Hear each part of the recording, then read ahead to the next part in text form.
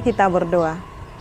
Kasih karunia Tuhan kita Yesus Kristus, kasih dari Allah Bapa dan persekutuan Roh Kudus, itulah kiranya menyertai kamu. Amin. Bapak Ibu, saudara-saudariku yang terkasih dalam nama Tuhan kita Yesus Kristus, firman Tuhan untuk kita pada hari ini, yaitu yang tertulis dalam Yunus 4 ayat 4. Tetapi firman Tuhan, layakkah engkau marah? Demikian pembacaan firman Tuhan. Bapak Ibu, serta saudara-saudariku yang terkasih dalam nama Tuhan kita Yesus Kristus, saya berharap Bapak Ibu, saudara-saudariku, kita semuanya telah membaca kitab Yunus ini secara keseluruhan.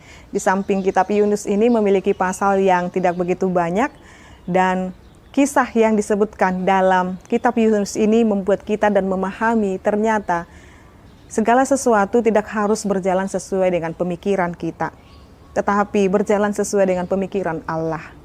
Segala sesuatu harus berjalan dengan kehendak Allah, bukan kehendak kita. Kita mengetahui siapa Nabi Yunus, Bapak Ibu. Kita mengetahui siapa dia, bagaimana Allah memanggil dia. Allah memanggil Yunus yaitu untuk memberitakan pertobatan kepada bangsa Niniwe. Tetapi karena dengan alasan hubungan negara yang tidak baik antara Israel dengan Niniwe, menganggap hanya Israel lah harusnya bangsa yang harus diberkati oleh Tuhan, yang lainnya tidak usah diberkati, karena isi dari pemberitaan yang harus disampaikan Yunus adalah ketika mereka tidak bertobat, maka Allah akan meluluhlantahkan Niniwe itu. Dan lebih baiklah bagi Yunus itu diluluhlantahkan Niniwe itu karena alasan daripada dekar gitu. Lalu karena melihat kota Niniwe adalah kota yang sangat durjana. Kota Niniwe memiliki sifat yang tidak dikehendaki oleh Tuhan. Oleh karena itulah Tuhan mengutus Nabi Yunus ke sana. Maka Bapak Ibu saudara-saudariku, dengan pemikiran Yunus sendiri, dia mengambil jalan yang berlawanan dengan Niniwe. Dia lari dari panggilan itu.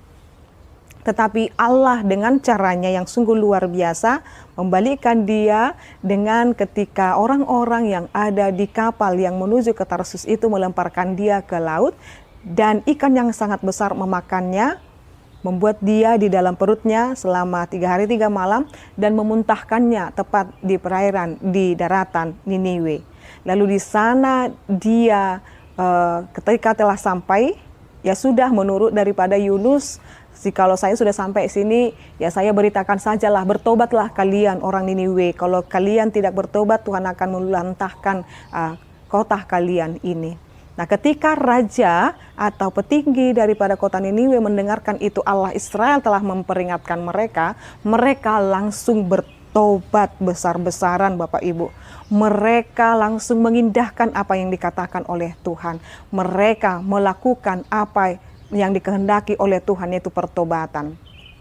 Bapak Ibu saudara-saudariku, ketika Allah melihat pertobatan yang telah dilakukan oleh orang Niniwe itu, Allah mengurungkan niatnya untuk meluluhlantahkan kota Niniwe itu.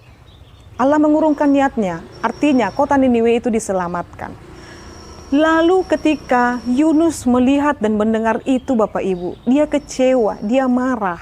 Dia bilang sama Tuhan, saya sudah capek-capek ke kota Niniwe ini, tetapi Tuhan tidak juga meluluhlantahkan mereka. Lalu Tuhan berkata kepada mereka, saya melihat pertobatan mereka. Saya melihat mereka bagaimana bertobat. Lalu bagaimana saya harus meluluhlantahkan? Karena pertobatan itulah yang penting bagi saya, kata Tuhan. Lalu di perikop kita, ayat kita hari ini mengatakan, layakkah engkau marah karena aku berbelas kasih? Saat ini Bapak Ibu saudara-saudariku, terkadang kita memiliki sifat seperti yang dimiliki oleh Yunus ini.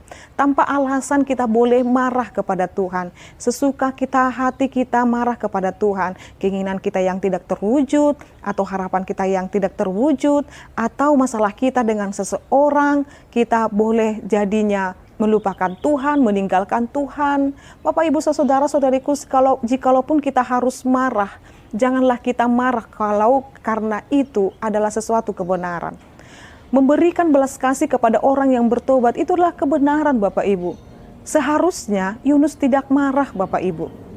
Lalu sekarang ini, mari kita selidiki hati kita. Jikalau kita suka marah-marah di dalam kehidupan kita, suka marah kepada anak-anak, suka marah kepada suami atau istri dan lain sebagainya, pasti kita menempatkan diri kita. Orang yang marah-marah itu adalah orang yang selalu merasa benar, Bapak Ibu.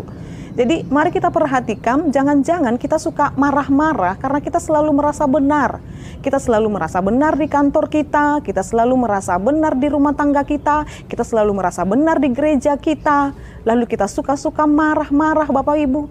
Maka saat ini kita diajarkan untuk dapat mengendalikan diri kita. Untuk dapat memahami apa setiap peristiwa. Untuk dapat memahami apa setiap yang harus kita kerjakan. Maka saat ini Tuhan harus dilibatkan, Tuhan harus diikutkan dalam setiap pergumulan kita. Jangan kita hanya memikirkan pemikiran kita sendiri, Bapak Ibu. Tetapi kita harus tetap merenungkan bahwasanya kita tidak ada alasan layak untuk marah. Ketika doa-doa kita belum terjawab, tidak ada alasan kita untuk marah. Karena apa, Bapak Ibu? Karena Allah lebih mengetahui apa yang lebih utama dalam kehidupan kita. Allah lebih tahu segala sesuatu dalam kehidupan kita dibanding kita, Bapak Ibu. Allah lebih memahami kita, lebih daripada kita memahami diri kita.